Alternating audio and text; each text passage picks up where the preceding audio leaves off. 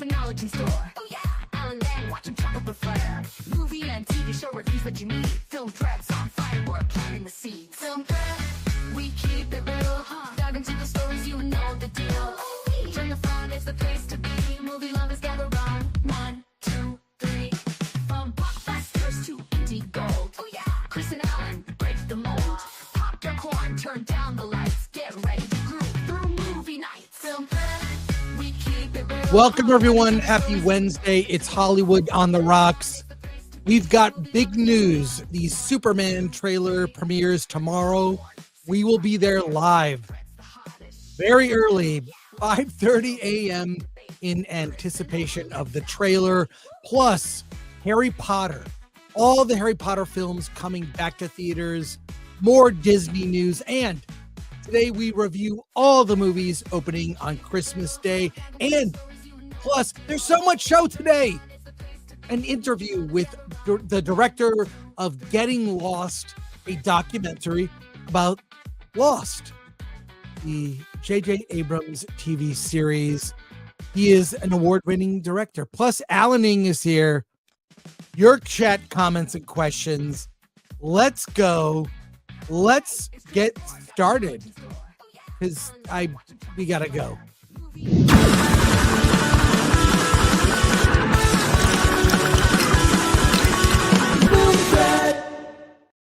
I know what will get Alan here. Alan, I've been looking for you myself.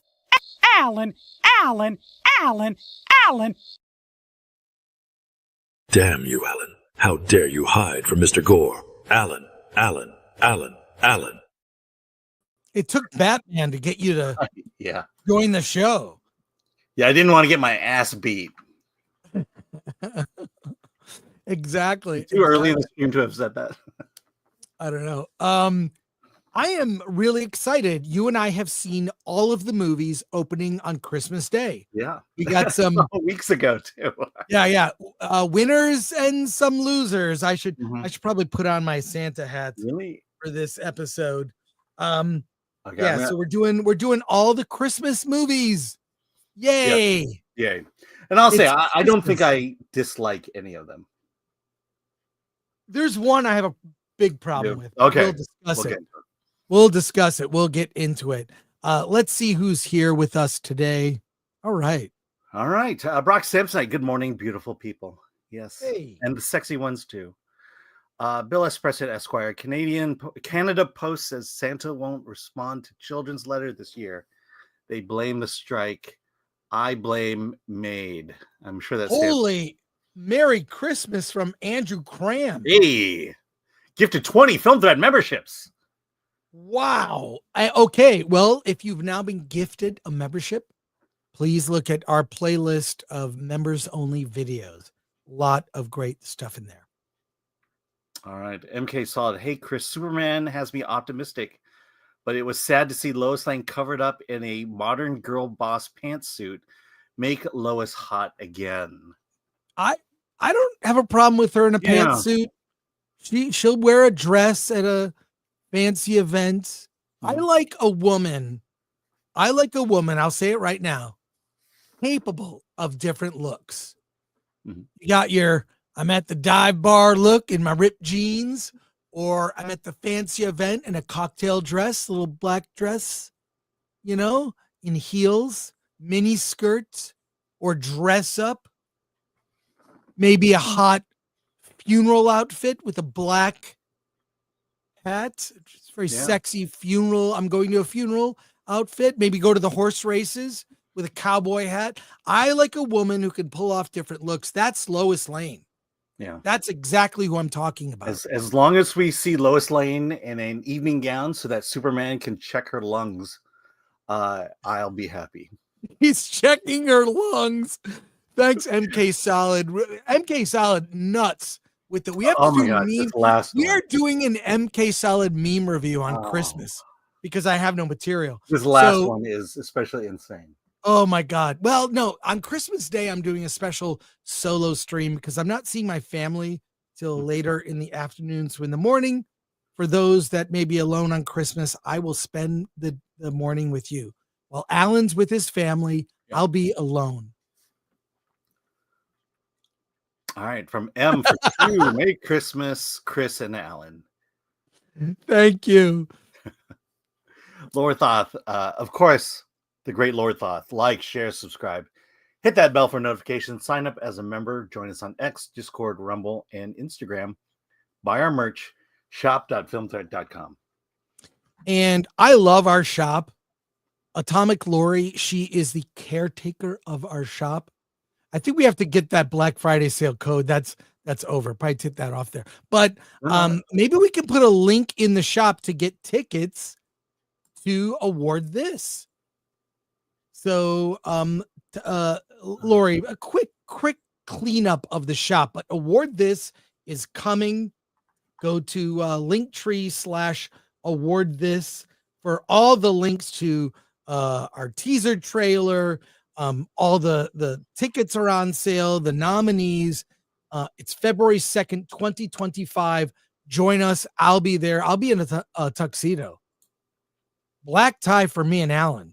Yes. For sure. And we have VIP tickets, the gift bags. There are drinks. So much fun. You get the full award show experience. So get those tickets. And there'll be a link on the Film Threat shop to where you can get tickets at the Frida Cinema. Mm-hmm. See, while I'm doing that, you could do that. See what I just did? Yeah, I'm totally lost. I put the banner up. I know. I was too far down the list to find it. All right. At the top, and it should be at the bottom. Well, there you go. We have a lot to do, Alan. We have a lot to do. Let's start with our first story. Are you ready for this? Yes. The Harry Potter films are coming back to theaters in 2025. Starting in March. This is at Fathom Events. Oh, you're sharing it? Okay. Yeah. Fathom Events. The first 4 Harry Potter movies they're kind of like a little overlap, but they're in theaters. This is everywhere. Fathom Events. You'll see the first 4 Harry Potter films in theaters. Prisoner of Azkaban might be my favorite. Yeah, I'm looking forward to that one. I love that one. So you can see them if you have not seen them in theaters. Maybe you were too young, or maybe you want to see them again. I saw Interstellar last night in a theater. I got very choked up as a father to a daughter. Many strong women in my life. I love that movie, Interstellar. Yeah, I'm trying to make that one work out. I can't find the right time to go in the right theater to see it in. You need to see that movie with your daughter. Yeah, and I need to see it in a real IMAX theater. I did that last night, and the theater was shaking from the sound. But Harry Potter coming back to theaters, this was an annual event for me. They came out around Christmas. I associate Christmas with Harry Potter movies.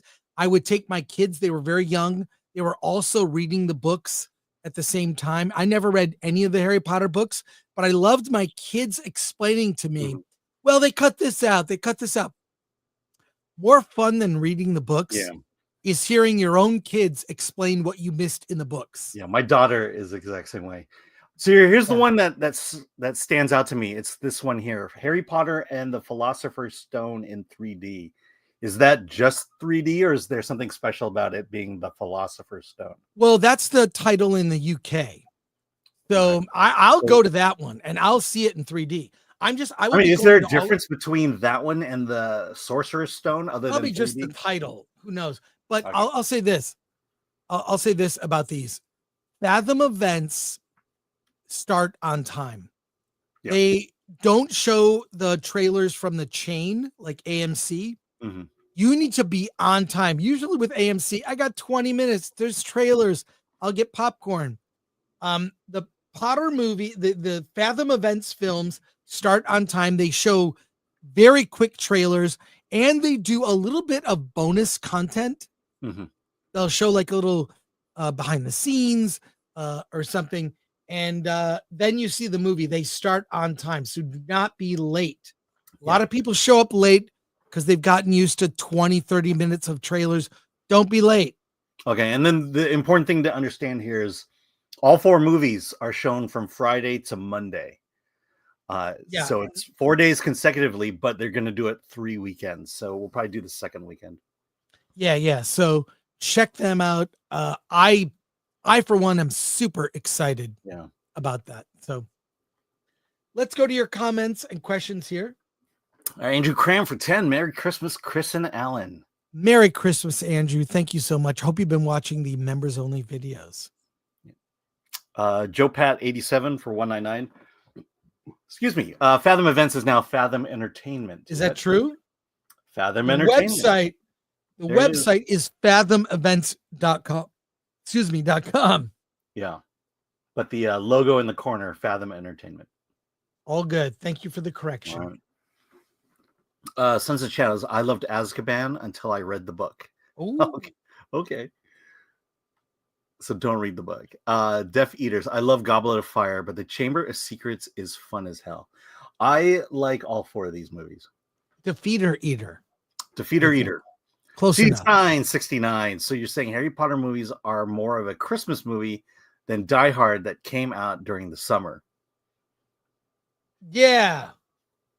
Yeah, I mean, because Christmas plays into the Harry Potter books because they take place during They take place in the whole of the school year. Yeah. And so Harry Potter not going home for Christmas, like it's a part of it. It feels Christmassy, the music. So there you go. All right. Yeah. That's it.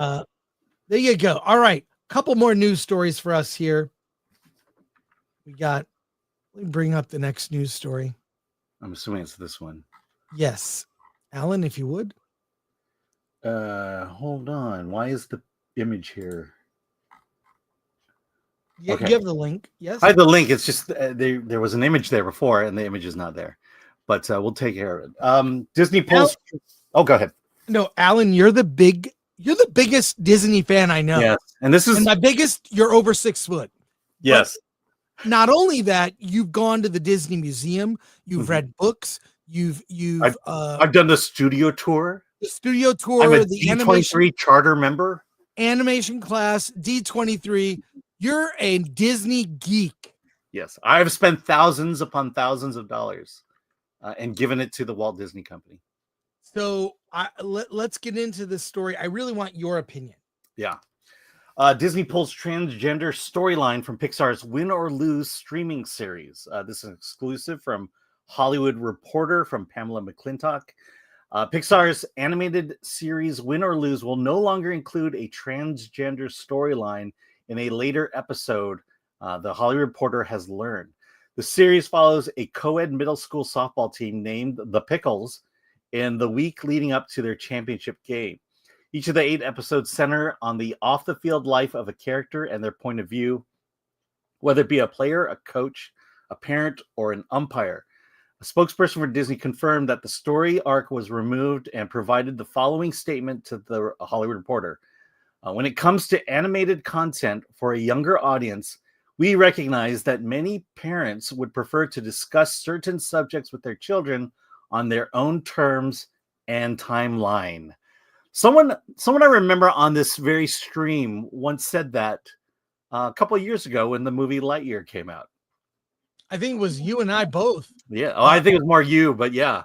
Yeah. I just look, my kids were different. I'm a father to a son and a daughter. They were different.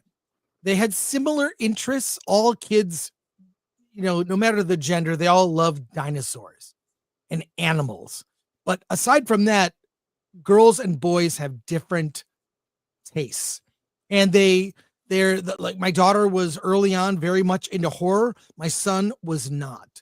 So you see what they're ready for. You see, you can have that talk about certain difficult topics. But I know my kid better than the government or the Disney Corporation. So I think this is smart. What it sounds like, because we read this story also on the Nerdrotic Nooner, that somebody within Disney leaked it. If you get into it, you'll find that it was one of the people who worked on the show who leaked this fact. And I'm sure it's a small storyline, but please, can we stop with the agenda, Disney? Alan, your daughter is of age where she's still interested, and Yeah. she might have been interested in this Pixar series. Yeah. Well, I don't know about that. She's not a sports girl in any sense Right. of the word. But she was of age, of this young age when Lightyear came out, and this is kind of when we first talked about this very subject. And look, for her and for me, I have gay friends. I have 3 friends and family members who are in same-sex marriages, and they all have children. Right. And Right. so my daughter's exposure to same-sex marriage, same-sex families, started very young, and as the headline here states, parents would prefer to discuss certain subjects with their children on their own terms and timeline.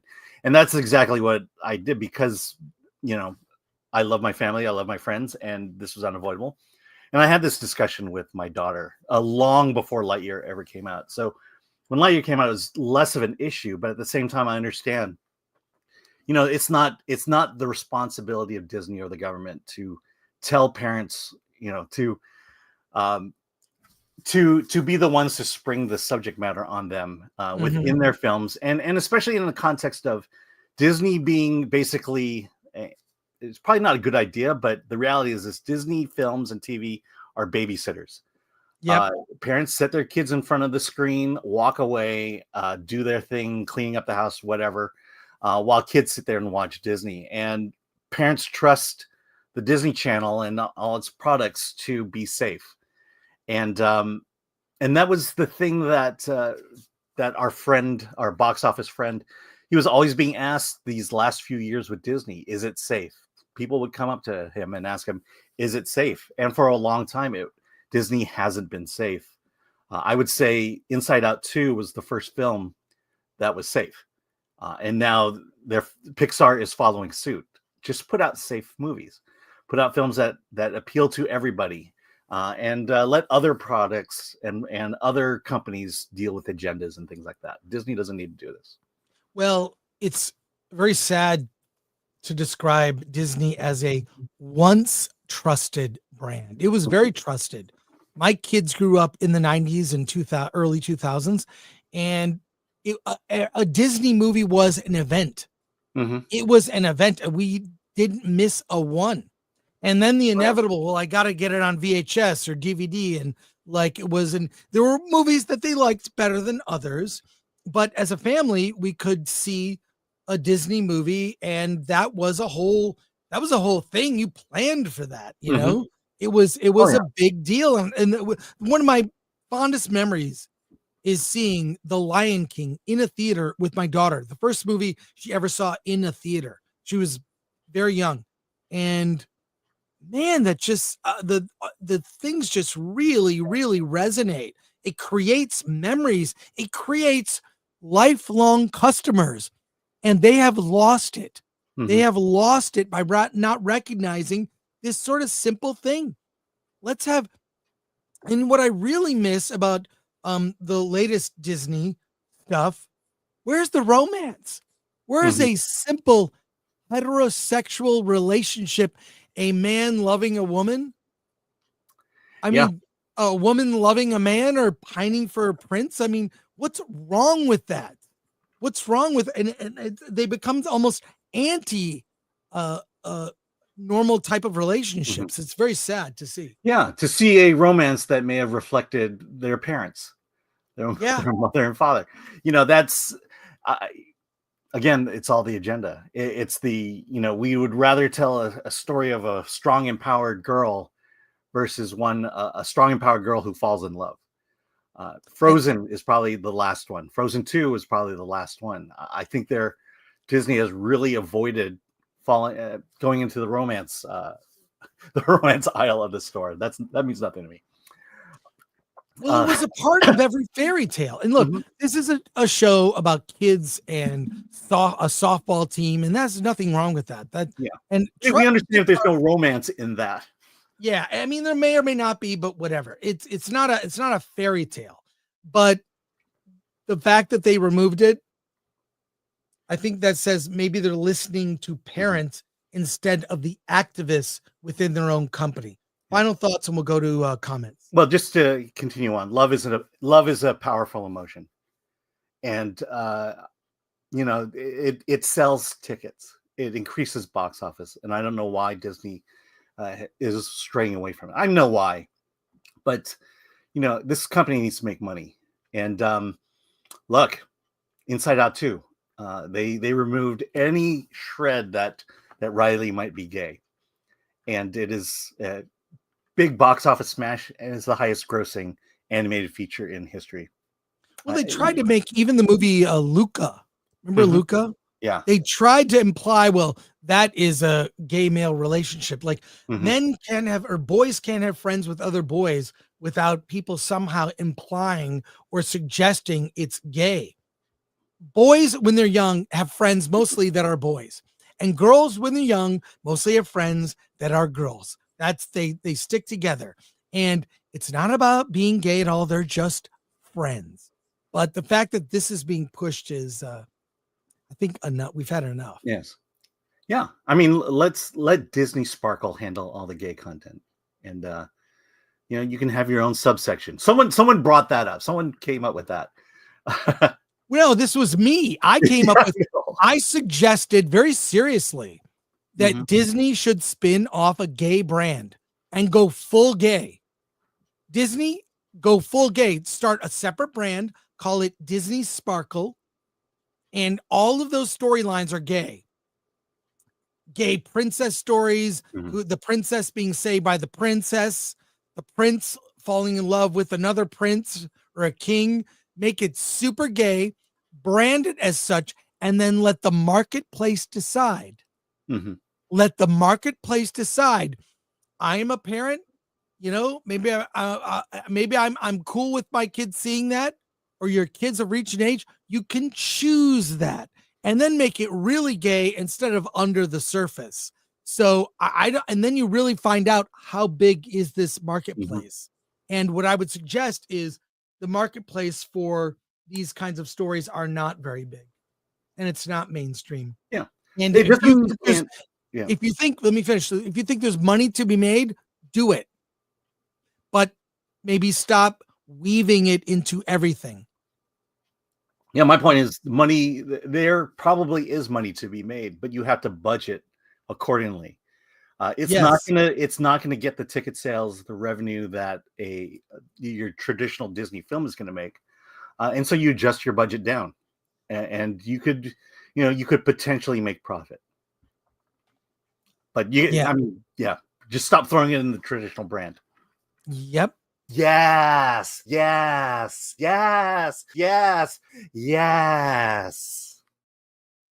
think this qualifies as a Gore rant. Does it? So, there you go. Let's see. We've got some comments. Comments. M for 2, favorite Christmas special. Peanuts. Yep. Peanuts Christmas special. And all of the Rankin Bass. I have them all on Blu-ray. I was at Walmart the other day. You're the Vince Guaraldi album. Yeah. Yeah,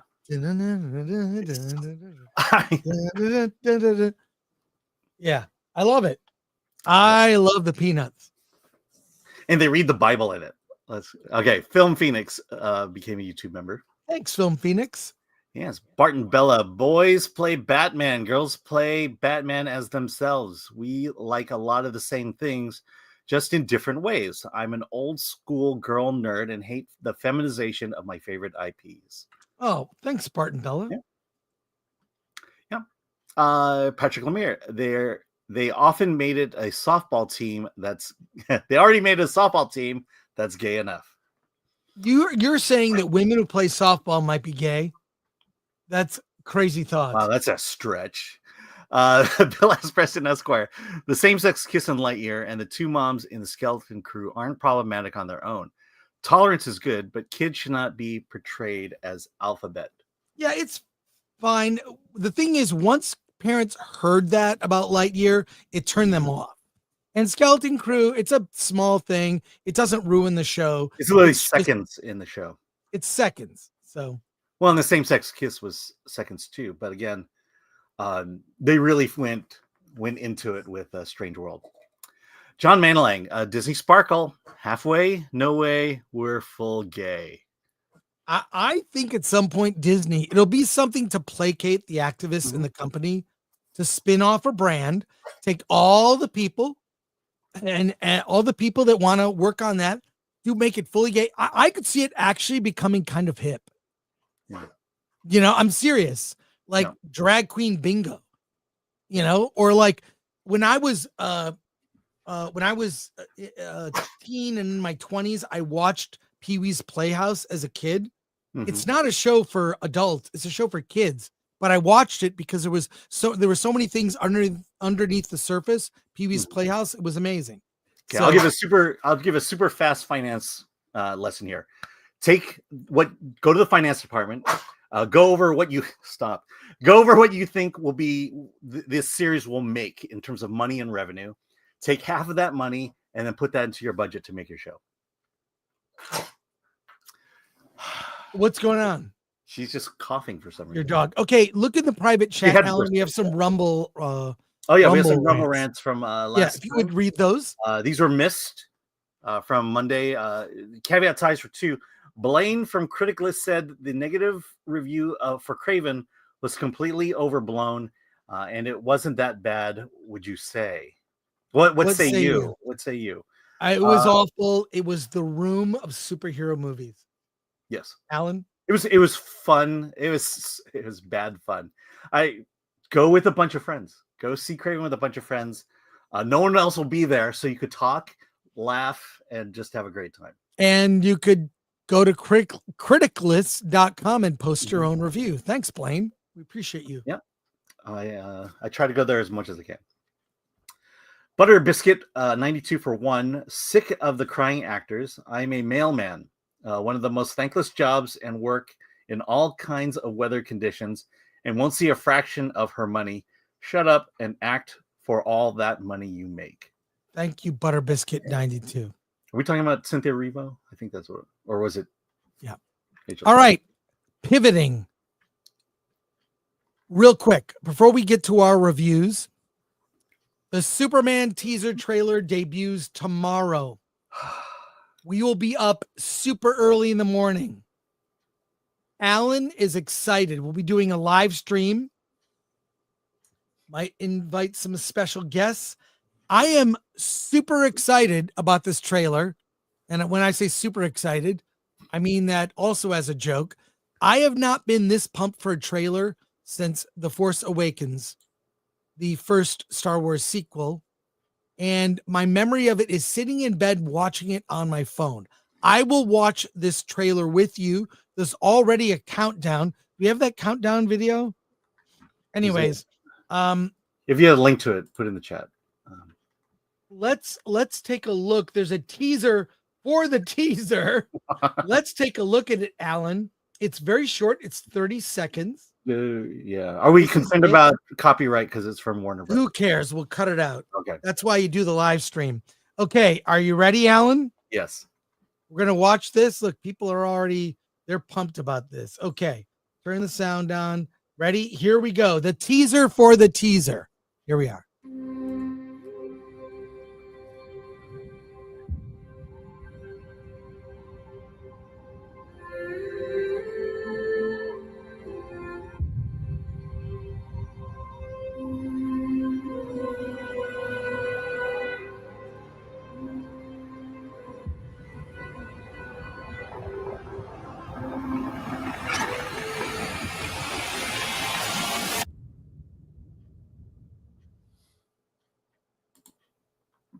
Okay, I am excited. Premieres in 16 hours. My notification is on. Alan, what are your hopes for this trailer? That it will make me poop a big one. I'm being serious. I am so excited. I cannot wait. Again, DC has to knock this trailer out of the park. Because there will be a lot of talk if this trailer is bad.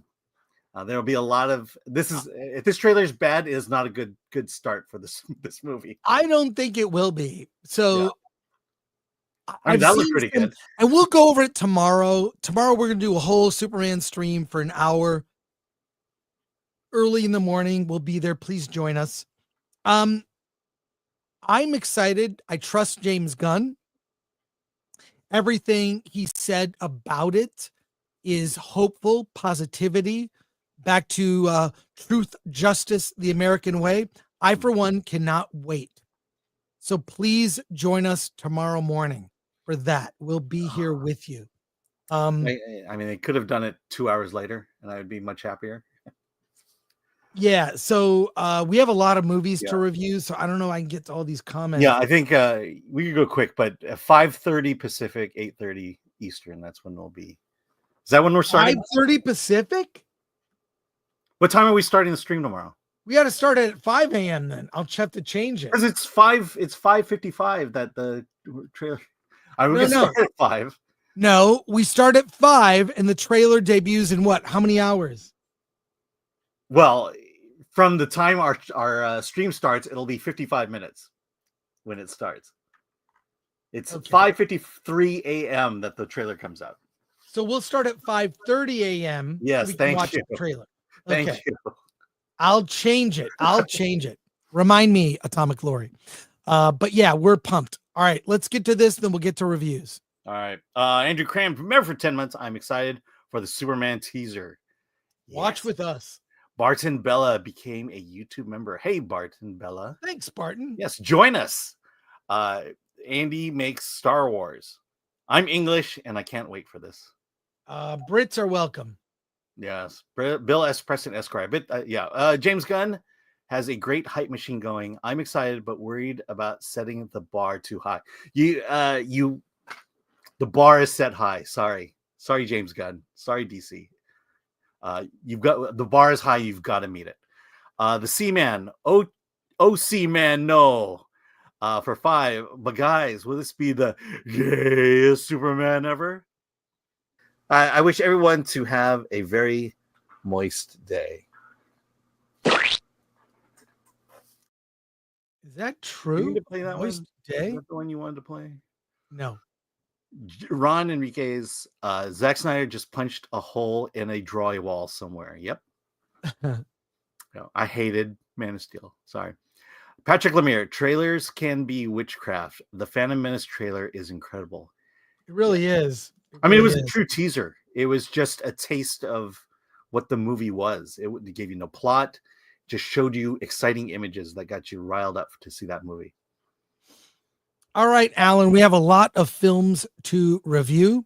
Why don't we'll get to Nosferatu at the top of the hour. Why don't we review Babygirl? We'll start with that. And while you're setting everything up. I expect longer and I expect bigger.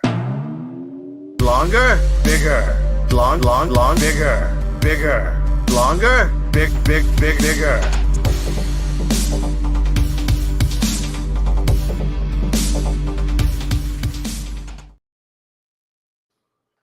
There are a lot of films opening on Christmas Day. Some of them I think are very appropriate for Christmas. And then some of them might not be Christmas appropriate. And this is the one. If you are a single woman on Christmas Day, you're not dating anyone or seeing anybody, and you're alone, you might want to see Babygirl.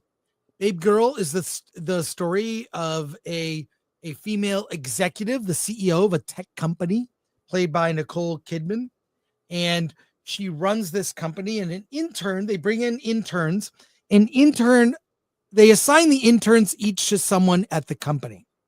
And a young intern, a male, very attractive male, played by Harris Dickinson, plays a man named Samuel, who is enthralled with Romy, played by Nicole Kidman, who has a beautiful family. She's married to Jacob, played by Antonio Banderas, and Samuel takes an interest in her. He identifies something about her, that she likes to be told what to do, which leads into I would describe as a 50 Shades of Grey type of relationship between Samuel and Romy. They keep it secret So there's cheating involved, and there is a lot of aberrant sex, or what I would say is a Tuesday. Just some experiment, just some fun role play. Samuel makes her lick milk out of a dish on the floor like a cat. He is basically in command of her, telling her what to do, what to drink. They then have this relation. It's kept secret in the office. So they're at an office party, and you can see from across the room, he still has a powerful impact on her. And Romy is quite taken. And Nicole Kidman, I got to say, looks phenomenal. Yes, she gets in various stages of undress, and she looks fantastic. Unbelievable. She is aged like fine wine. So it's a May-December relationship, older woman, younger man, and it begins to spiral because as we all know, all will be revealed and the consequences of that. It's an erotic thriller, and we've kind of seen this before, but the power dynamic being that she is the older woman, not just the older woman. She's the boss, he is the subordinate.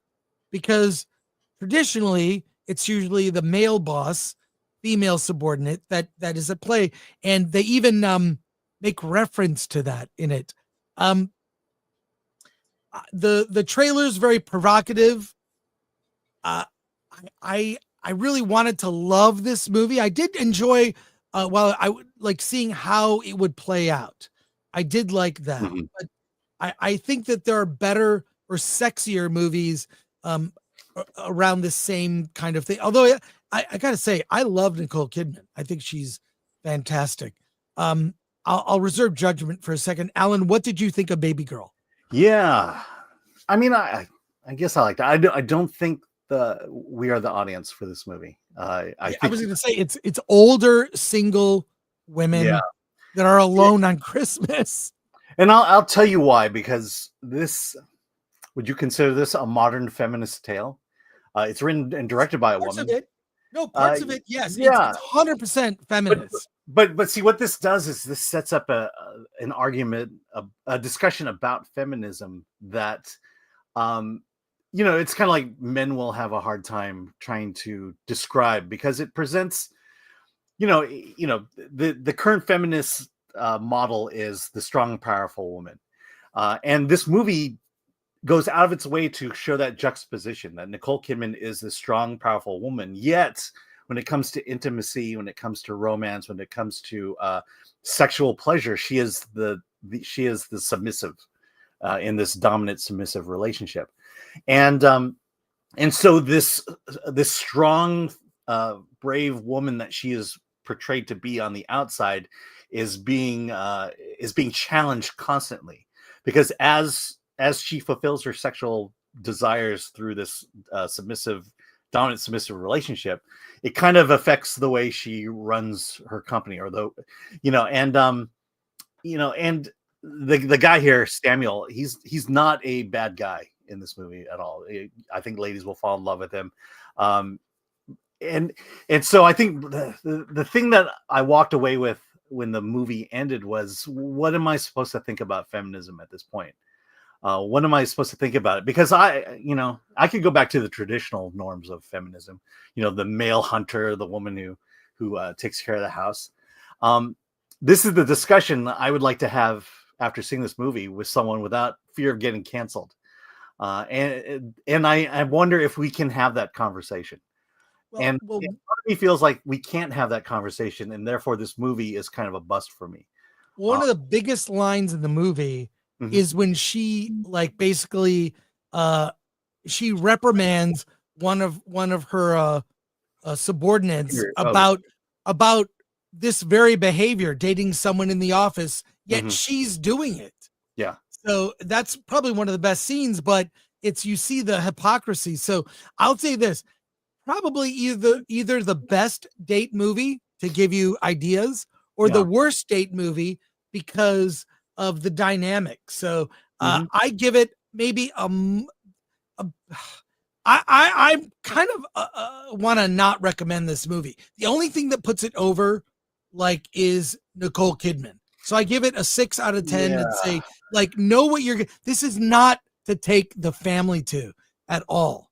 So Yeah, a fair I mean, I recommend. feel like, yeah, I would recommend it. I feel like, I mean, part of it, we talked about the nudity. What I like in this is that Helena Rain, who is the writer director, she built her way up to the nudity, if you know what I mean. It's not like they start off and she just strips everything off. Yeah. They tease a lot until you get to the end. I mean, there's thought, there's storytelling thought when in that. And again, I think my biggest frustration with this is after watching the movie, I want to talk about it. But it's, you're, depending on the company you're with, you're not going to talk about it without getting canceled. Right. And I miss having just honest, deep conversations to say, what is feminism today? What is the role of feminism, and how does it relate in this movie? And I feel like most people will not be able to have that conversation, which means that this movie is bust. So a better recommendation, 6. Let's go to your comments here. And Alan, we gotta move things Yeah, along. well done. John Who for 742. I have to go, but we'll be listening on the drive. Drive safely. I hope everyone has a very Merry Christmas. Thank you, Jean Hu. Bill S. Preston Esquire. So this is what I think. This is what I should watch to pick up a lonely 30-year-old chick. Nice. Zero Redux. Any crunchy bush? Any crunchy bush there? Chris? Yes. Yeah. CD Science 69 Babygirl is the Christmas movie for the girl boss cat lady crowd. I predict this will bomb. ADLS 24. I will go puma hunting on Christmas this year. Going to see this in theaters. I don't know that it'll bomb. I think it'll do well for an A24 film. I think you're going to see a lot of single seats sold for this. All right, let's Probably. go to our next movie. Right. A Complete Unknown. How about that? Yes. We've both seen that one as well. Yeah. Sorry, my Complete Unknown. Sorry, I'm getting to my notes. Should I play a video while you're doing that? Yeah, I'm trying to get my notes, and my computer is just. You ever see that scene in Scanners when that dude's head blew up? Alan, what are you doing? Yeah. Alan, hey, tell me about A Complete Unknown. Okay, so Complete Unknown is based on a book that I wish I had the title to about Bob Dylan. Timothy Chalamet is Bob Dylan, and it covers his career, just a small segment of his early career, where he has the courage to go to Pete Seeger and Woody Guthrie. Woody Guthrie, I believe, suffered a stroke. He is in the hospital. Pete Seeger's there. Bob Dylan's a big fan, decides to visit him, and that's kind of where this relationship between Bob Dylan and Pete Seeger began. And Pete Seeger is part of the Newport Folk Festival, one of the most popular folk music festivals in the nation. And Bob Dylan joins the crew and becomes a huge success, along with him and Joan Baez. He meets a girl, Elle Fanning, Sylvie. They have a little romance there, but he is falling in love with music, with creating music, and becomes this brilliant genius. And soon Bob Dylan begins to migrate from basically from folk music to rock music. And it culminates in his final appearance at the Newport Folk Festival, where he introduces rock music, much to the dismay of the crowd and the organizers. So yeah, that's a Complete Unknown. Yeah, the other thing is it shows his on again, off again relationship with Joan Baez and how they kind of fed off each other creatively. I really like this movie. I've never been a huge Dylan fan. I know, of course, his iconic songs, but because I like Timothy Chalamet, I like the way he pulled off this performance. You see him evolve into the rock star that Bob Dylan became. You see how it affected him. He goes to a rock party with this young woman who basically says, "I love you." And he says, I don't even know you. Like, just met her, you know. But I do like rock. I like musician biopics. You know, we've seen Queen, we've seen a lot of musician biopics, and I love this genre. And Timothy Chalamet did an amazing job transforming himself into Dylan, from all his different looks to the way he stands to everything about the rise and fall of a rock icon. And mostly we see him. What I liked about the third act, how it really shows his battle with basically the powers that be, the mainstream, as it were, of folk music, how his own rebellion was saying, hey, my music is going to evolve. And I really love that aspect of it. So, and you get some iconic performances, and just Chalamet channeled Bob Dylan in this. I really loved it. I'll probably go see it again on the big screen, because I know and I'm, to be clear, not a Dylan fan, love this movie. What does that say? So strong recommend from me, 8 out of 10 at least, mostly for Timothy Chalamet. Alan, what did you think? Yeah, I loved it as well. I didn't think I was going to love it as much as I did. Let's point out that I believe half the movie is Dylan music. It's Timothy Chalamet. There's a lot of music. There's a lot of singing in this, and it's pretty incredible. And Timothy Chalamet does a really good job becoming Bob Really Dylan. good. Because I think the fear is that he's going to get annoying about it, and it's going to become a caricature. And I think he pulled it off. Even the guitar playing is incredible. Whether he's faking it or not, it looks really good. If you go to our if you're a member, there's a Q&A with James Mangold and Elle Fanning and the lady who played Joan Baez, and he talks about Timothy Chalamet. This was scheduled to be shot before the pandemic, and so at that point, Timothy Chalamet was already cast and preparing to become Bob Dylan. And when the pandemic happened, he was able to practice more and more. And I believe it was 5 years later, Timothy Chalamet had practice and the ability to create the character. And what a great performance that 5 years made in this. The other thing people are asking, what does Bob Dylan think? From what he said, Bob Dylan hadn't seen the film, but he tweeted saying that he thinks Chalamet is a great actor, will do him justice. But Bob Dylan, this is based on the book that Bob Dylan is a fan of. Bob Dylan was heavily involved in the script development process and ultimately gave his approval of the script. So that's kind of where Bob Dylan stands on the movie. Fantastic movie. Go see it. I do want to point out that there are other really great performances in here. Dan Fogler is Bob Dylan's manager. Yeah. Who's kind of a dirtbag, but likable dirtbag. Boyd Holbrook plays Johnny Cash. Yeah. That was awesome. He's such a badass as Johnny Cash. And then Ed Norton as Pete Seeger is very likable. Yeah. And how it shows him juggling the women in his life. Obviously, I don't know, it's kind of a shocker, maybe a cliche. Musicians, they like to cheat. They like to be with many women. So there you go. So it shows him balancing that.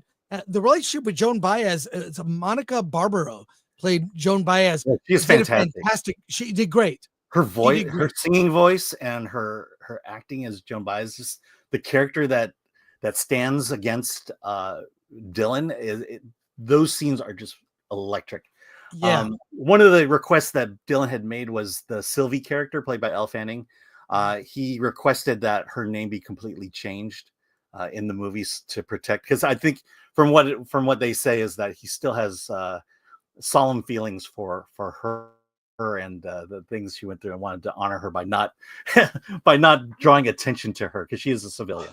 Well, it shows his success came with a cost. And the sacrifice was the woman he loved. And that plays out over the course of the movie. And I just, That was another great thing that was great handled. Now you could say that it's this is very basic as a biopic, but you know what? I've never been a huge Dylan fan, and this movie really changed my mind. So in fact I listened to Dylan songs like after the movie. I wanted to hear, it was so very well done, and I'll see it again. Yeah, definitely. Definitely see it on the big screen and with a good sound system.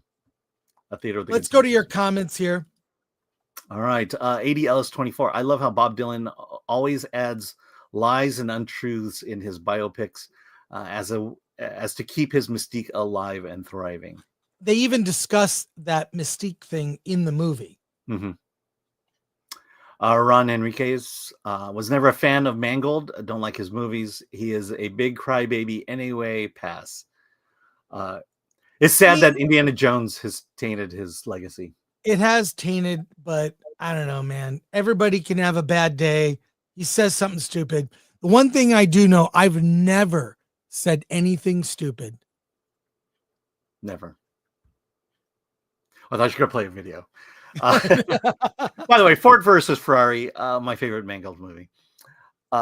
Matt Ginger, Chalamet takes every role with such passion and hard work. It's worth it. It's worth it for his performance. I just say it, but I kind of admire the guy after every movie I see of his.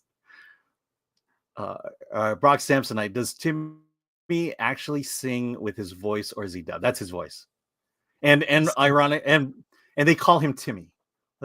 Everyone on that panel referred to him as Timmy.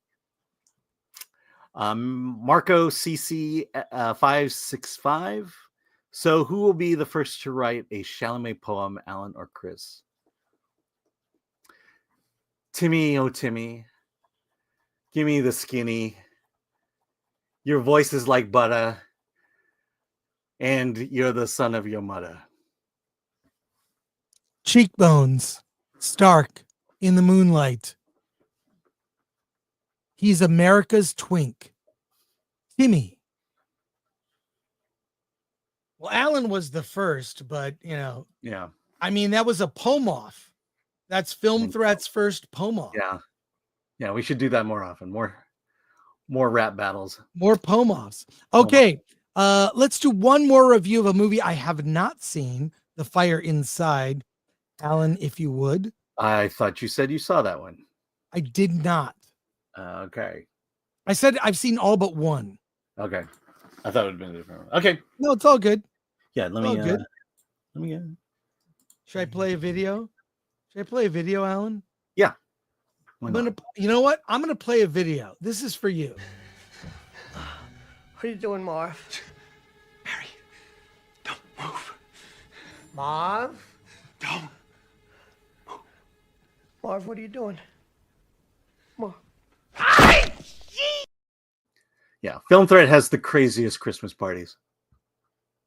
That was wild. Alan, tell me about The Fire Inside. All right, The Fire Inside stars Brian Tyree Henry and Ryan Destiny. As Ryan Destiny plays Carissa T-Rex Shields. She's an Olympic gold medalist. She grew up in the rough side of town. She had a mother who dated abusive men, and the only way she could get out of the situation is to go off every afternoon and learn to box. And that's where Brian Tyree Henry comes in. He becomes her boxing coach, and her desire to fight, or her need to fight in life, turned her into a vicious fighter at the age of, I believe we're talking 15 or 16 here. She was a teen when this happens, and she over time she becomes this incredible boxer, to the point that she represents the United States in the Olympics, and she wins the gold medal. And this is her story. It's just one of those inspiring sports stories. It's written by Barry Jenkins, who we all remember from Mufasa. This is a much better movie than Mufasa. Very, very standard and solid sports biopic. I think my biggest issue is the third act, because by the time the second act comes along, she's done it. She is the best fighter in the world. And she asks the question, well, what now? And the third act is about equality of pay in women's sports, because she is because she's not paid like the men are, and she kind of goes through the struggle. There's this debate over. Part of the problem is that she doesn't present herself as a likable person. She's a bully, and Caressa responds, "Well, I am a bully. I'm a boxer. I win by being a bully." When they want her to have a bright personality, wear sexy clothes, and and so the third act is basically her fight to basically go on strike for fighting, and until finally, I believe I don't know the story intimately, and I don't know the history of women's boxing, but based on the ending credits, she was able to bring equity to pay for boxers for men and women. So that's kind of that story. Like I said, solid sports biography. I think you can't go wrong with this one. As much as the third act, just kind of it becomes a thing about equality, it's fine. It didn't bother me as much, and I think good performances all around. You don't seem super excited about this movie. Well, okay, let's take the third act out of it. It's a solid movie. It's a very solid movie. I kind of want more than just solid. I kind of want a movie that evolves the genre, that says something grander. And I felt like if there was anything grand to be said, it kind of really pay equality. That's the grand message of this. My opinion is get paid what you're worth. And apparently she's worth a lot, and she should get paid that much. And that's kind of my feeling about this. Literally, the marketplace is going to decide what you get paid. So if it's women's soccer, not that popular. Women's volleyball, very popular. Is it women playing in the WNBA? I guess it's kind of popular now, but are they paid basically on the scale of what it brings in monetarily? I don't know. Yeah. Women's ice skating and women's gymnastics. There are many women's sports that are very popular. And there are male sports that are also popular, but I don't think women need to necessarily play every single sport that men do play, because men and women are different. So the NFL's great, but I've only ever watched the Lingerie Bowl every year. And it's good, yeah, but it doesn't generate the same kind of interest that the traditional NFL. So, I mean, the argument is so nuanced. I mean, do you really want to be dealing with that in a narrative? That would lose me, Alan. It would lose me, honestly. Yeah, I mean, I just thought. I understand, but the problem I had while watching it was I wanted to hear her story. Her rise in the ranks, and then it broadens itself out. It becomes less about her, and it becomes about this issue about pay equity. And like I said, I'm all for you're paid what you're worth. I think Caitlin Clark, she is the sole person who is going to make the WNBA successful. Pay her a crap load of money, because she is bringing eyeballs to your sport that no one is watching. And when a single person can do that, unload the dump truck of money. Just pay her everything you want. Keep her in there. Make her a star, because she will, as you say, a rising tide lifts all boats. She will bring money and exposure to the rest of the league. But what they do to her, and the way they treat her, and the fact that she's paid more than everyone, and they're all upset about that, shows you they don't understand a thing about sports, and they don't understand a thing about the business of sports. Well, I'll go you one further. Caitlin Clark, people know who she is in the WNBA. Name your second favorite WNBA player. Brittany Griner. Your third favorite. Yeah, that's where it ends. Okay, wait. I got one better. Okay. Don't use the internet. Name 2 WNBA teams. Okay. LA Sparks. I know that one. Yeah. And what's the one Caitlin Clark plays for? The Indiana Fever. Is that right? Yeah, and the only reason I know the LA Sparks is because of the crap that comes out of it at press conferences. Well, I'd like to see a team called the Boston Beavers. I think that would they not do that? The Pittsburgh, oh, what could I put there? Let's go to your comments. Brock Samsonite. The posters made me think that this movie is a Black $1 Million Baby, except she lives. Brock also asked, can she fill a stadium with ticket sales like the men can? She proved herself. That's the point of the movie. She proved herself to bring in a crowd and to be to find a worthy spot on the was it the lineup, whatever they call the boxing thing. Bill S. Preston Esquire, based on incredible true story of a jerk, but she's a woman. Yeah, Goober Thoreau. I know it's a true story, but I feel like I can predict every scene in order without ever seeing it. Anything that we haven't seen 100 times. Gosh, I think there's things unique about her story. A lot of it has to do with trying to rise up in the ranks of women boxing when it's not that popular. C-Sign 69, man, Alan just sold the hell of that movie. Hard pass. I just saw another sports movie with Jennifer Lopez. In fact, we have the Q&A on our members only videos called Unstoppable, about a wrestler in college who has one leg. It's based on a true story. Amazing story. And I'm sitting here watching that movie, and it's like, oh, this is by the numbers sport movie, but I like that movie. I like sports movies. Even bad ones can be fun. So yeah.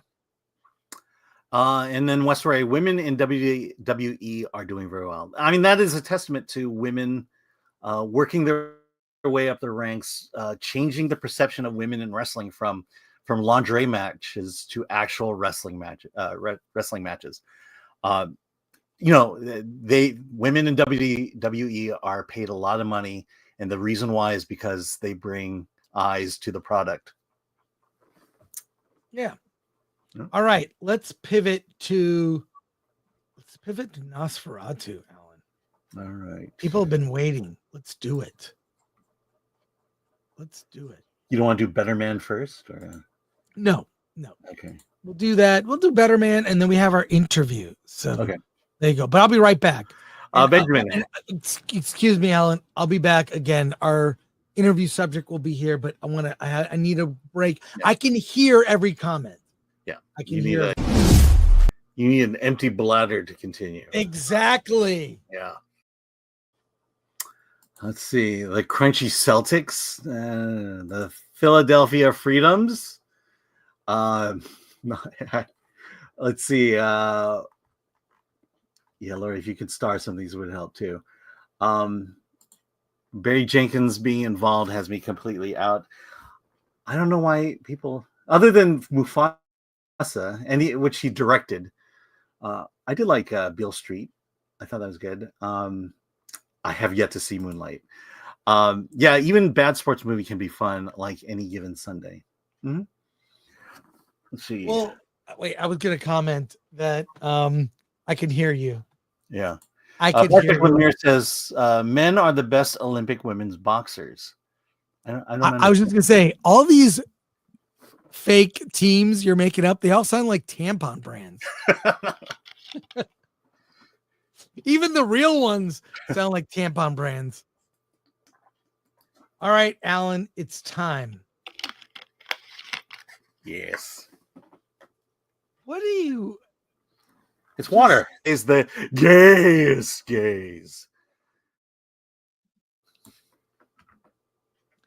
Alan, it's time we talk about Robert Eggers' Nosferatu. He is, of course, the director behind the wildly creative films The Witch, The Lighthouse, and The Northman. I love Robert Eggers' work. It's very purposeful. It creates a tone.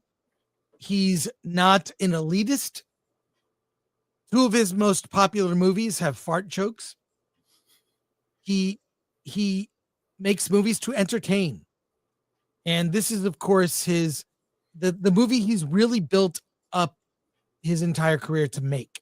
He made The Witch with the intent that maybe someday he'd get to make Nosferatu, the classic silent film, do his take on this vampire story.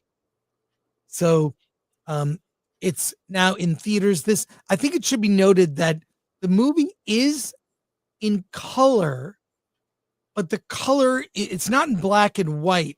It's very muted. Very muted. The color is used very purposefully. So immediately creates a tone. And before we get, the story we've heard before, Alan, if you would just go over the basics of it. But okay, so the story is the story of so a guy named Hutter, played by Nicholas Hoult, who is a real estate agent in the area. He lives with his wife Ellen, played by Lily Rose Depp. They're kind of having problems in their marriage. She's got some past trauma, and that is kind of building a barrier between the two. But deep down, they love each other. Hutter has to go off to across the country because he's going to sell the castle of Count Orlok, played by Bill Skarsgård. And he goes there, and horrific things happen to him. He kind of gets caught in the true nature of Count Orlok.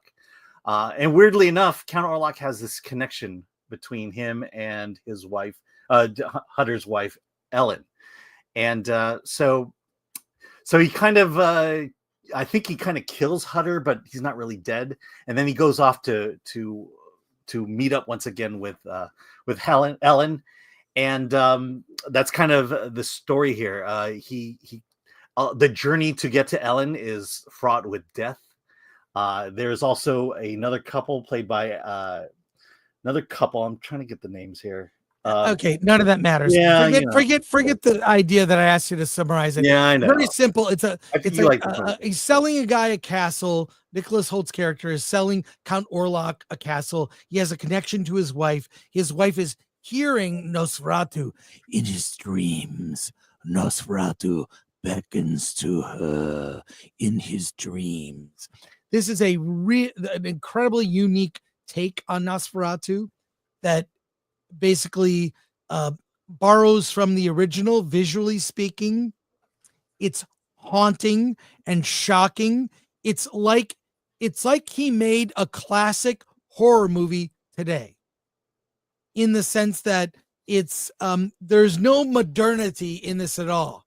There's no diversity at all. It's England of its time, right? And Count Orlok comes on a boat filled with rats that carry with them the plague, and reaches a climax where they must end Nosferatu. And of course, we're not going to no spoilers in that. Dude, I loved every minute of this film. I loved being in the world. It felt like watching horror movies, classic horror movies. I mean, the Universal monster movies in black and white. I love those movies as a kid. I loved seeing this. It just brought me back to that, shock and awe of those kinds of movies that seem quaint now. But the only way he's modernized it is he's made it more scary. He's made just Nosferatu's voice, the sound, the dreams, the haunting dreams, just on every level, just a really good, and it's not super gory. There's a couple of shock things. Yeah, there's some horrific scenes in this one. A few, but not yes. like what we've come to associate, like nothing on a Terrifier level at all. No. But I loved every minute of it. 9 out of 10 for me. I'm just avoiding telling you anything specific will ruin the experience. Like, I think one of the best, Nicholas Hoult is so good in this film. He is phenomenal in this. And also Bill Skarsgård as Count Orlok. Unrecognizable. You don't even know who he is. He's under the makeup. It's a full body performance. And even the weirdness, like Willem Dafoe plays this professor, and they're like trying to come up with some kind of plan to end the horror. Yeah, and I love that they have no idea what they're doing. They don't know what they're up against. And then Lily Rose Depp as Ellen Hunter, just basically what Eggers has done is made a modern horror movie, or a classic horror movie, made it modern in the sense that it's, just using all the technology. My understanding is they use thousands of rats in the rat scenes were used. I mean, and even just the dream, like when Nicholas Holt's character, Thomas Hutter, is in the castle with Count Orlok, and it feels like a dream. It's haunting. Things are like, how did I get here? Did that happen? Was that real or imagined? Where he's questioning himself. So I just could not have loved this more. I've seen it twice. I plan to see it again. And, even if you're a non-horror fan, I think you can appreciate this film because of its classic nature. So what are your thoughts, Alan? Because you're not a big horror fan. Yeah, which you could tell by the way I describe the story versus the way you describe the story. Yeah, well, I kept it simple. Yeah, I like this movie for the art of this movie. I love the way it looked. I love the pacing of the story. It reminded me a lot of like a graphic novel where every frame is it says a lot, but there's very little in that frame. Right. The way he uses tension, the way he uses fear and horror, I loved it. It's fantastic storytelling. And I also love the fact that I think almost the entire film is practical. It just not any reliance at all on CG. I'm sure there are CG moments. They're quick, but it just feels real. It feels tangible. And I really did enjoy it. I'm not a fan of horror. I'm not sure that I'm not excited about this movie as you are, but I do appreciate it for what it is. I had a fun time just watching it and kind of taking in this world, and these horrific moments stay with me even till today. If you're not a fan of horror films, this is very much a horror film. And if you want to give it a shot, definitely try. You could. This is a good entryway into that next step into really grotesque horror. Yeah, and also this is pure cinema. Must be seen on the big screen. I mean, don't wait for streaming or video on demand. Don't wait. When you said what makes it modern is the sound design. Yes. If anything, I mean, the sound in this is incredible. So good, and I plan to see it again. Let's go to your comments here. Rick Martel for 5. Is it gory or just scary? There are a couple shock moments of gore, but I wouldn't describe it as a gory movie. It's palatable. It's definitely palatable, the gore, but it's scary. Let's see. Here we go. Jimmy Francis. In what age is this film set? It is 1838, Germany. Laura Buckles, still waiting for a book-accurate Dracula, though. First part was scary. Second part was a chase across Europe.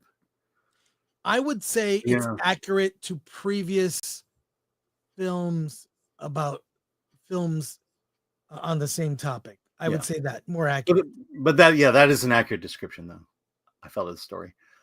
Tyzilla, 83 for 499. Since we're reviewing Nosferatu, what are both of your thoughts on Francis Ford Coppola's Dracula And do you think these two exist in the same universe? You're gonna have to. We're gonna have to wait for Chris to get back because I have not seen Francis Ford Coppola's Dracula, and we all know why. So get off my back about that one.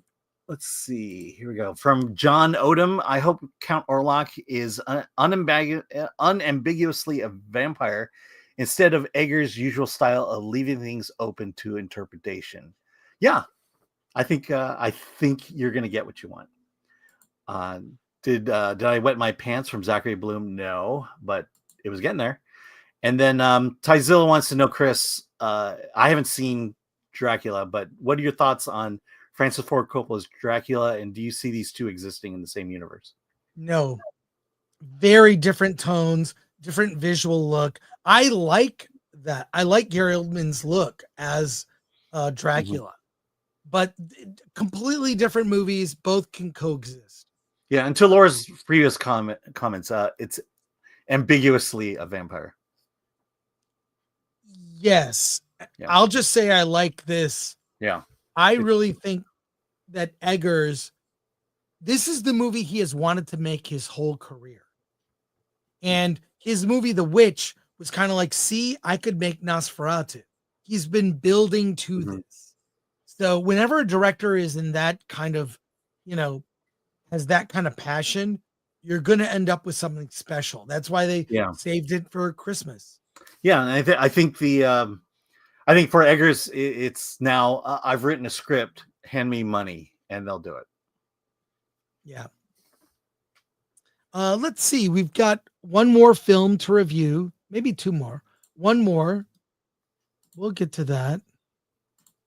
Let me get to it, Alan. What's the other one? No, this well, I had film. One, but I thought we were reviewing it today, and we're doing it on Friday. Yep. So we can take our time with this one. Now, Alan, you told me you wanted to do the synopsis for this movie.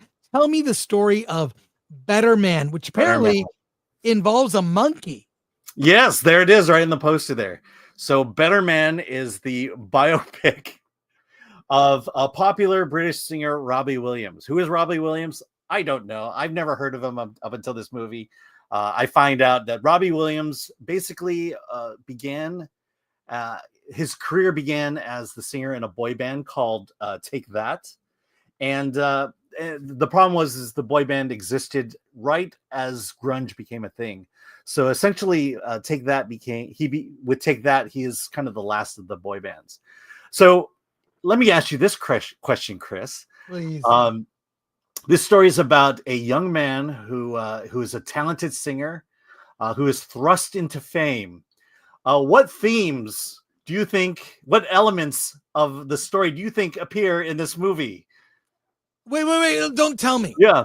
Don't. Okay. No hints. No Okay. hints. Does it involve drugs and drinking and women? Yes, it does. And guess what happens to him midway through the movie? Okay. Does he have problems with drugs and alcohol and women? Yes, he does. There you go. Yeah.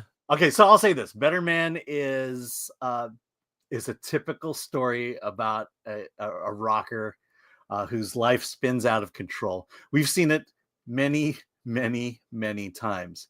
The difference here is for a reason that will become known.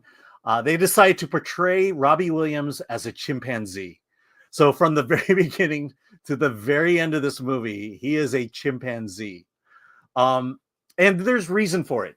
And I'll say that at the beginning of the movie, I have no idea why they did this. I think it was the idea that he was a monkey and that his career was just trying to please other people, especially his father. There's daddy issues in this. But it isn't until the end that you really see the culmination of why Robbie Williams is a monkey. I like this movie. I really do like this movie. A lot of it has to do with the music. It comes from the director of The Greatest Showman, and it has that feel and that vibe to it. So in the movie, he joins this boy band called Take That. And in the middle of the movie, there's this incredible music video of him and the boys singing a song, running through London, through the magic of computers and CG. This is the highlight to me of this movie. It's just this one video. That scene is incredible. Yeah, the song. Incredible. The song, there are just subtle nuances that occur during the song that is just like, oh my god, this guy knows how to make a music video and how to make an exciting one. The other thing I'll say is that Robbie Williams, what makes him special and unique compared to all other boy banders, is he has a deep love of the classic music of like Sinatra. He's basically I would call him a cooler Michael Bublé. And I think what makes him cooler is because he was a drug addict, had problems with women, and things like that. There's a bit of a darker edge to him than Michael Bublé. So yeah, this movie is by the book. The only thing special about it is this chimpanzee, which pays off at the end. And I had a fun time. The music is fantastic in this movie, and from start to finish, it looks good. It looks better than most biopics. And this one is different in terms of like a complete unknown is a segment, a couple years, like 5 years of Bob Dylan's life. This is Robbie Williams' entire career. So it plays out like a typical biopic, but I think they do enough special things about it. And the music is good enough to warrant me giving it a very enthusiastic recommendation. Well, I also, like you, loved this movie. Part of the reason for the monkey thing is a little weird at first because no one acknowledges he's a monkey. He just is. And there are a couple reasons for that. One, Robbie Williams always said that like, I'm like a performing monkey. The other thing that I heard is only a rumor, that he didn't want anyone else to play him in a biopic. So essentially he had this representation of a monkey, like a trained monkey. What's weird is it makes a lot of the scenes more poignant. Like he has trouble with women and you see that play out. It's just a movie we've seen a million times, so many times before, but with him as a monkey, and it works. And I was not familiar at all with Robbie Williams or the boy band that he came from. But so I'm new to this, but I recognize some of the songs. That sequence you talked about through the streets of London, they had to shut down the street. They did it, had to rehearse it twice. They had to redo it twice. This is also an independent movie. The guy who made it, the director, his name Michael Gracie, did Greatest Showman. No one would finance this movie. So it was completely independently done. So kudos to him for that. Yeah. I was blown away and I was really, really taken with the whole thing. Like, you're sitting here and getting emotional over a monkey doing drugs, having problems with women. Then there's the big musical numbers. It shows him doing these huge music festivals in front of like 100,000 people. Like, it's how they made this. It's a technical achievement. Yeah. And so I loved it as a, the story itself, the thing I appreciate most about the story is just how self-aware Robbie Williams is in terms of allowing what is seen in this movie to make it into the movie. It takes a great deal of humility and pure lack of ego, because he is a dick. He's an a-hole. And you see that all as that self-defense mechanism in his life. And again, the monkey gimmick here, at the very end, at the biggest moment in his life, you see it all just comes together of why he is portraying himself as a monkey at the end. And to me, that's just smart storytelling. It's unexpected storytelling, and that's what I like to come to the movies for. Yeah, I enjoyed it as well. I mean, it's not just a rock biopic, but also a musical in many sense, like a series of music videos. The other thing one last thing to talk about in this film, the relationships. It delves into, he became famous at 15 and kind of emotionally stunted at 15. He's like a 15-year-old going through his career, and his relationship with his father the consequences of that. Mhm. His first wife. relationship Yeah. with his mother, his parents were separated and divorced. His grandmother, and how he would watch TV and eat chips with his grandmother, and what his family, what they saw him go through, and how his love for his family, and how that sort of led to his drive to succeed. I just, And his drug problem for quite a his drug problems. Now, I didn't expect to like the movie this much. Mhm. So this is after, like, every time I see a trailer, I'm like, this looks stupid. I mean, I still think the trailer does not look great, Yeah. but the movie itself, I just was really taken with it. Well, the trailer, it's clearly some marketing person saying, well, the movie is about a guy as a monkey. So that's the movie. And so that's how we're going to promote this film. And that's a huge mistake. Well, I recommend it. 8 out of 10 for me. Because the problem is, as you and I both said, we don't know who Robbie Williams is. And so to sell a popular singer from the UK to an American audience who barely knows who this guy is, it's going to be tough to do. And they're leaning into the monkey aspect of it, which I think is a mistake. Well, what do you think, Alan? What's your final verdict? Yeah, 8.5. Definitely. Wow. Yeah. I love this movie. I watched it again and still had a good time watching it. Let's go to your comments, starting with Andrew Cram. Andrew Cram for 5. I love the monkeys. I do love the monkeys. I love the monkeys. I love the monkeys. Andy makes Star Wars. I'm ashamed to admit that I saw Take That in England at Roadshow for BBC in 1991. I wish I knew what that meant. I almost think because he was more of a star in the UK. I'd really like to hear what people from the UK who really know Robbie Williams' career, what they think. Mm-hmm. So, Andy, love for you to see the movie. Come back, tell us what you thought. Mm-hmm. Robert Thomas Watson. Where's Charlton Heston when you need him? Damn dirty apes. Andrew Cram, I do not get this film. Is the main character a real monkey or is this an allegory? It's an allegory. It's just, it's a gimmick. It is a gimmick and it works. ADLS 24. I love how Alan is talking about Take That without realizing they were one of the biggest boy bands of all time. They are the NSYNC of the UK. Yeah. Apparently.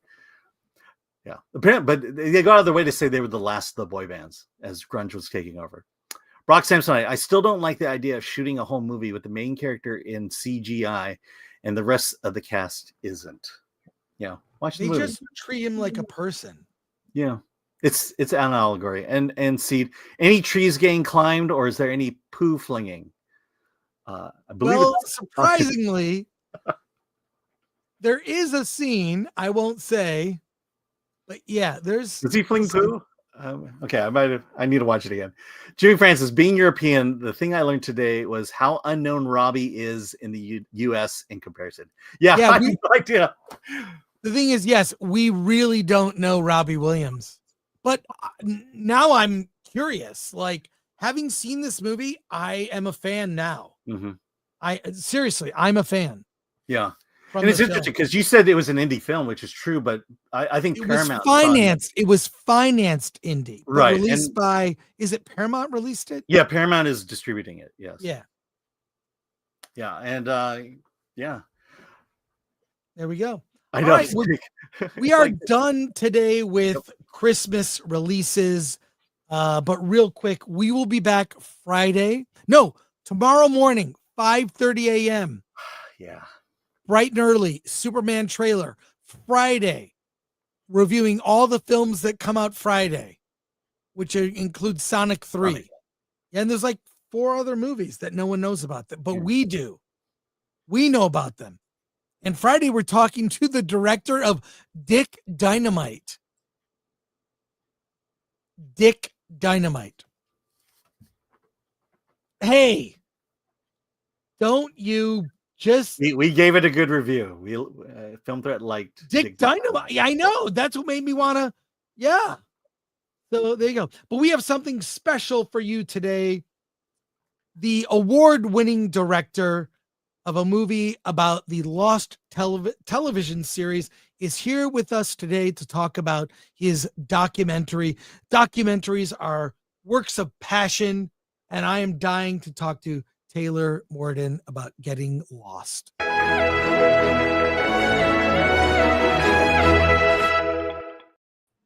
Hey, Taylor, welcome to the show today. Hey. Good to have you here with us. How's it Thanks going? for having me. Yeah. Your movie, The Last Blockbuster, which I love, which is on, it's on Netflix, right? It was. It was. No longer. But you No can longer. get The Last Blockbuster. You can rent it at The Last Blockbuster store, I assume. Correct. Yes. Really They have great all my doc. movies there. Really great doc about pop culture. This is in the pop culture realm. I'd like to show the trailer to everybody in a little bit, but tell us about Getting Lost. Well, it's a documentary about the TV show Lost, which, for people who don't know, was a huge pop culture phenomenon and had this sort of obsessive, devoted fan base, kind of along the lines of a Star Trek or a Star Wars, something like that, but a little bit nerdier. And then it had, one of the most divisive endings of any TV show. And I was a fan of the show and kind of lived through that. And so when it came time to look back 20 years later on that show, I figured, sure, I got 3 years to kill. I'll make a documentary. Well, I have to I say gotta that say, I have to say Lost was the last basically appointment television show I remember, where I was home at 9:00 on Thursday every week to see what was happening next on Lost. And I don't think there was a TV show after that I did that. Right. Yeah, it was the last one of those, but also one of the first really big like internet shows, because social media was brand new, Twitter was brand new. And so it was like the first time people would get together on the internet and try to like figure out what was happening on a TV show.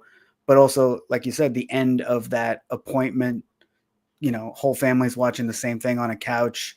If you don't DVR it, you miss it thing, which doesn't exist anymore. If you miss something now, it's available to stream 1 minute later. Yeah. Same thing for me. Appointment TV probably has, in the history of television, one of the greatest first episodes of a show ever. That opening show was like, along with Breaking Bad, others of that era, was so good. And let's remind people, let's show the trailer if you don't mind. I want people to see, and it'll probably bring back memories. So I have it here queued up. So let's bring it up here. Let's watch it together, and then we'll continue to talk about it. Here we go.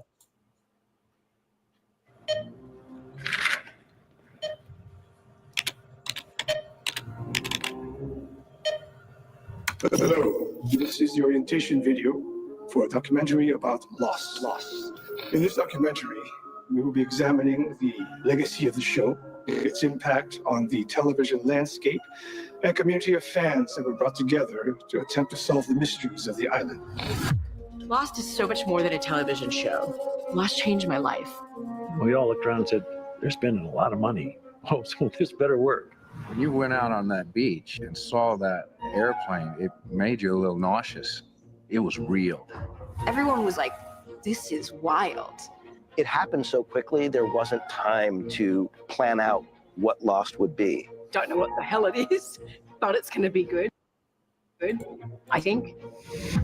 I thought it was going to get canceled from the moment that we did the pilot. There are people who come up to me and say like, hey man, love the show, hated the finale. Love the show, but the ending sucked. I heard that. I felt like the passionate dissension about the Lost ending was good, because it meant that everybody cared. I mean, what do we talk about? We talk about things we love or things we hate. We don't care about the gray. We start at the beginning. I think that's the only place to start. The story of Lost is really a story of its fandom. People were suspicious you were dead the whole time from the get-go. If you were like, I'm a Lost fan, people were like, oh, you like that dumb show? I don't take it lightly that it meant a lot to a lot of people. See you in another life, brother. We'll live together, but we will die alone. We have to go back. Wow. That trailer. That's giving chills. That was great.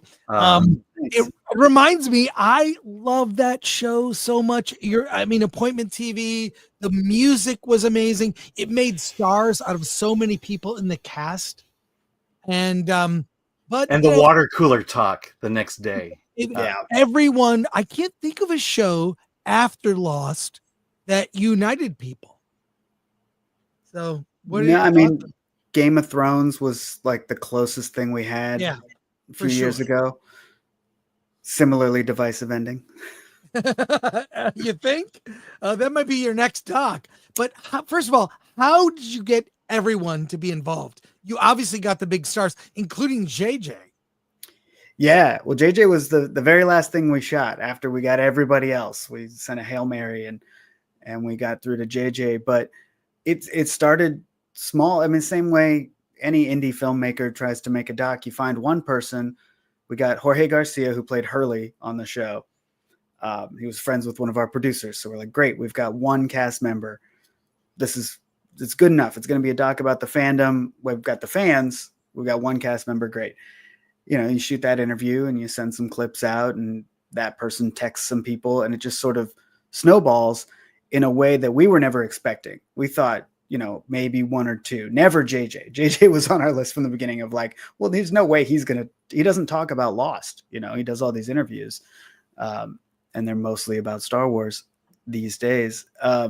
So it really was word of mouth. The fan community is so still to this day tight knit in like these Reddit groups and Facebook groups. And it's sort of possible to reach this fandom in a way that was very helpful.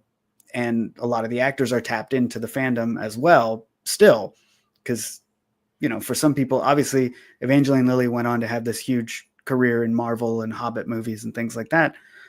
But still Lost is like top of everybody's resume if you were on that show. So what we found out is many of them, have such a fondness for that time, partly because of, what the show meant to them, but partly because they lived in Hawaii and they didn't have to deal with social media and they were just making TV on a beach. Yeah, I remember at the time going to a TV conference and there was a whole discussion about how Lost changed the game for advertisers because it was such a diverse cast. It's not as if TV wasn't diverse before, but you had like TV shows with all white casts or black casts or mixed, whatever. But this was really leaned into diversity in terms of the Korean couple was a big deal. Saeed was a really popular character, was so all over, and advertisers saw that there were groups that were underrepresented in Nielsen ratings, and that kind of changed. So there was a whole business discussion. I think now diversity is being used and can be used as a buzzword that a lot of people don't like, but at the time that I felt like that was so smart, but not intentional. It was the idea of being on a flight like that. There's a lot of different people. It's organic, yeah. It was organic. Right, it made sense because they're on an international flight. Yes, it felt organic. It wasn't forced, and then you began to love those characters. I'm sorry, I forget the Korean couple storyline or the characters. I haven't thought about Lost. She could speak English and he couldn't. Right, right. But that was Sun great. and Jin. Yeah. Oh, they were so good. Their romance gone wrong. And that, it was always subtitles. That was a big deal for a national TV show to have whole sequences it's subtitled. Like, that didn't happen. Entire episode, even. Yeah. And what I think people forget, you talked about one of the main characters being an Iraqi soldier. This was in 2004. 9/11 had just happened, right? Yeah. And we were just past that really strong, anti-Muslim backlash that was happening in this country. So it was a pretty big deal at that time. And subtitles on an ABC show, a primetime show. They had several episodes where it was, over 50% subtitled, which to this day doesn't really happen on network TV. Not that network TV is still that much of a thing. I don't think it really is. This was the last gasp of network TV was Lost, and they have not reached the heights since. If you think about it, only, reality shows, your finales of your The Voice or whatever, I think, and then sports. Yeah, that's all they got left. Well, I got to say, I love pop culture docs. I love ones that respect the fans. And I mean, kudos to you for this. And this is your last blockbuster video is a favorite of mine. Just have to say. So appreciate that. And we did a watch party with that as well. Oh, cool. Loved it. So, do you mind? We have like 1,500 people watching live. How about we go to comments? Sure. All right, Alan, I'll bring these up. Okay, here we go. From ADLS24, Lost was one of the first TV series to spark deep fandom lore discussion that moved from the water cooler into the new realm at that time of podcasts. Did you ever listen to them way back in the day? Yeah. I mean, so we get into this in the doc because it was such a big part of it, but I didn't know what a podcast was, in 2004, 2005. And I was into these message boards about this TV show because I'm a crazy nerd who's like, I got to find out what's in the hatch. Like I'm a scientist now. I'm investigating all this stuff. And someone said, you got to check out these podcasts where people talk about it.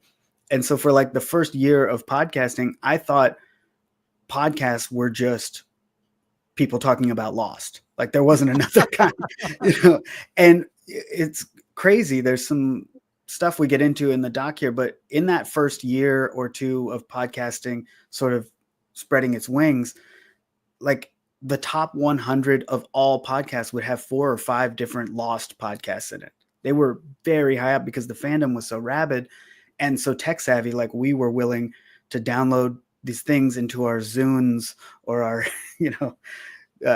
Creative Lab Zen jukeboxes or, whatever we had. And it took a certain kind of nerd to like early adopt podcasts. So for me, podcasting and Lost were hand in hand. And now, I mean, I'm on a podcast right now. Everybody's on a podcast all the time.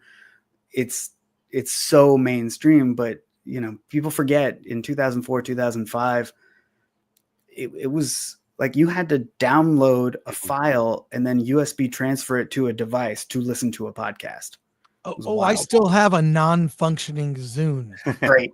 I have a Zune. Well, I also remember Carlton and Damon did a podcast about it. Yep. And I was a religious listener to that one. I listened to that too. Yeah, and there's a It's one of story the of first Damon as a official boy. ones. Yeah, there's a story of Damon as a boy at Disneyland and George Lucas being there and Carlton being there, which was an incredible story. All right. Tom Siebert. Hey, Tom. Pilot episode and the early episodes with the John Locke revelation couple are the best episodes of TV ever. Yeah, Definitely. Yeah, Sparta 300 more divisive than the ending to Sopranos. I think yes, because more people saw it. Sopranos was popular, but it was cable. Like now a lot of people have seen Sopranos because it's been streaming for 20 years. But at the time, not a lot of people had HBO. People did, but mostly just rich people. Lost was like everywhere. The year leading up to that finale, you could not turn on a television or listen to the radio without somebody hyping up this finale. And there were millions of people who watched it who hadn't even watched the show for years. They would drop out season 2, season 3, and then come back in and like, I got to see how this ends. When people do that and they have no idea what's going on, there's almost no way they could like the finale. So you have all those people hating it. You have a lot of the diehards hating it. You have a lot of people who didn't understand it hating it.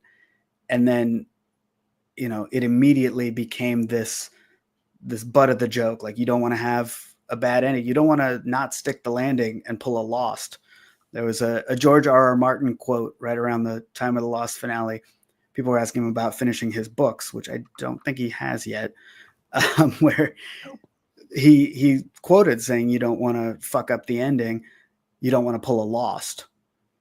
And then, cut to 15 years later and the ending of Game of Thrones. But yeah, definitely more divisive than The Sopranos. Yeah, looks which like is an average- objectively great. Yeah.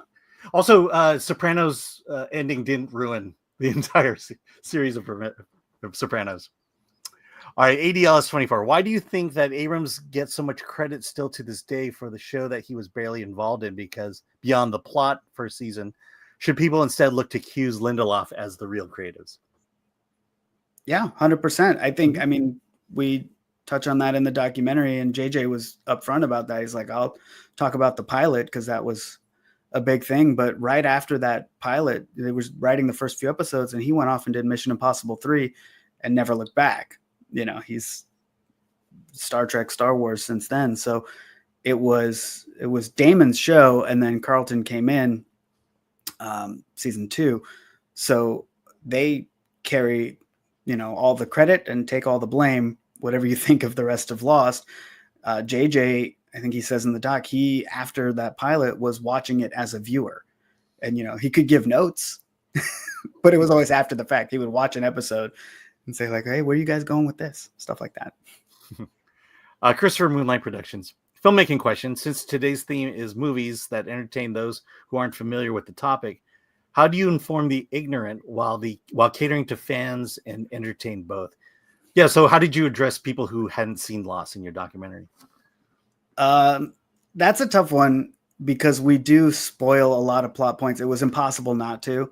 You can't talk about the ending of Lost without saying what the ending of Lost is. And there's some other big pivotal moments in the show. So our doc actually opens with a spoiler warning from Jorge Garcia. That's like, if you haven't seen Lost, maybe pause this, which is only relevant if you plan to watch it, right? If you don't, I think I've heard from people, it's very hard for me to judge, but I've heard from people who have seen it, who never saw Lost, who were entertained, who felt like they learned what the phenomenon was all about. But there's definitely some in the weeds, like here's how episode 9 of season 3 was made stuff that is for the fans. So it's a tough balance. The other thing is there's so many Lost fans out there. This was viewed by so many people. We weren't that worried about only appealing to Lost fans. Now, when we went to go pitch the doc to Netflix and Hulu and all them, they were worried about it not appealing to mainstream people, but they don't pay any money for docs anyway. So yeah, I'm looking at here. Season 1 average 18 million people watched each episode. That's a lot of people. Yeah. ADS 24. Are there still questions that you still have about the island, Dharma, and the survivors? Yeah, I think that's part of what people don't like about the ending of Lost is they left a lot of things open. I think if you watched that show when it aired, and if you're one of us crazy fans that has rewatched it several times since, there are a ton of things that are almost intentionally left unanswered. All right. From Akanika Taylor, how do you feel about post-production cutting things you might not want cut? It's tough, right? You can't put everything in a movie because it would be too long. It's already too long. It's a 2-hour documentary about a pop culture thing, and we get an equal amount. I run some of our social media. We get an equal amount of comments saying it's way too long and way too short. So you're damned if you do, and you're damned if you don't. All right, you can't win. This is what from Patrick Lemire. This is what everyone was saying about the first episode. Everyone on Gilligan's Island is dead. They're in purgatory, and Gilligan is the devil in red who thwarts all attempts to move on to the next place. Lost sounds like that with a smoke monster. Do you guys discuss Gilligan's Island in the documentary? Oh, for sure. Yeah. You can't not. It was the prototype show, right? And I think there's something Damon said I don't think is in the doc, but they had what they would call the Gilligan's Island problem, which is the network would not let anyone escape the island because once they do, the show is over. That's the Gilligan's Island conundrum. It's like the goal is to escape, but they absolutely can't let them escape because it's network television. So they had to negotiate for an end date so they could eventually, spoiler alert, let someone get off the island. Yeah. And did they want to let the Harlem Globetrotters get involved in that? I did. I certainly did. All right. ADLS24, did you get a chance to interview fans who made early podcasts about Lost, like Jay and Jack? Jay and Jack are in the doc for sure. Yeah. Oh, that's Those great. were, you have this weird parasocial relationship with podcasters. And I listened to so many hours of both the official Damon and Carlton podcast, but also Jay and Jack and The Transmission and these other podcasts. It's like, to me, I've known these people for 20 years. They don't know who I am, but they're in my earbuds for years and years. So that was, like I said, we didn't know if we'd get any of the cast or Damon or Carlton or JJ, but I had a pretty good feeling we could get Jay and Jack. All right, and the most important question from Red French Moon. I'll watch that for sure. Is it available already? Yeah. So it's right now.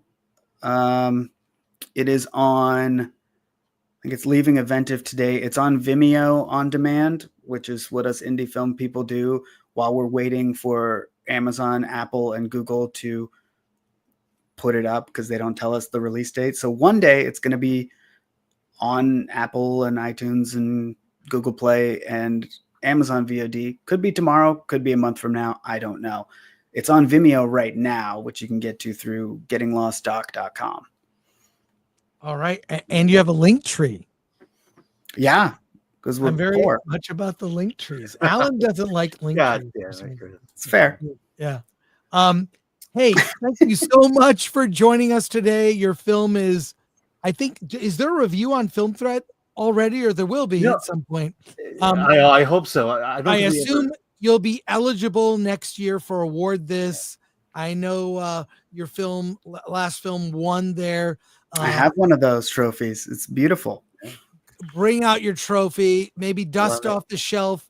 You might have another trophy. Taylor, thanks so much for joining us on this. I'm sure our whole audience cannot wait to check it out. Well, thanks again for having me. It's I've been a Film Threat reader and watcher and listener for decades, so it means a lot. All right, take care. Have a great holiday. You too.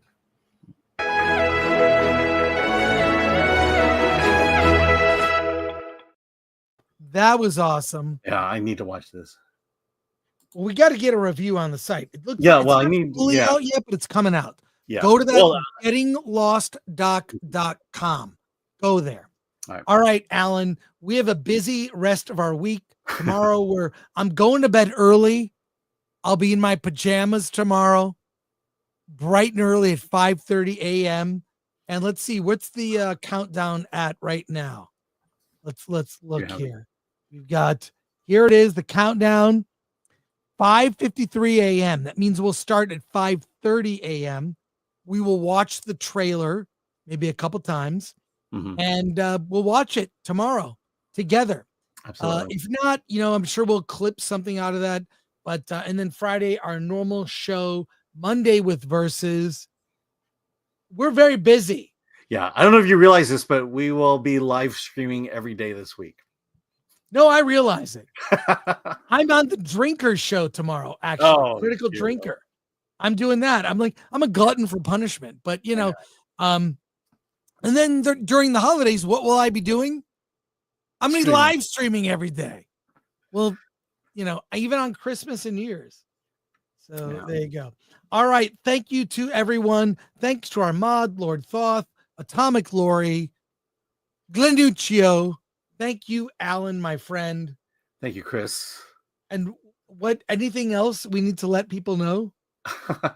Yeah, see you in a little over 12 hours. How many hours? What's the countdown say? God.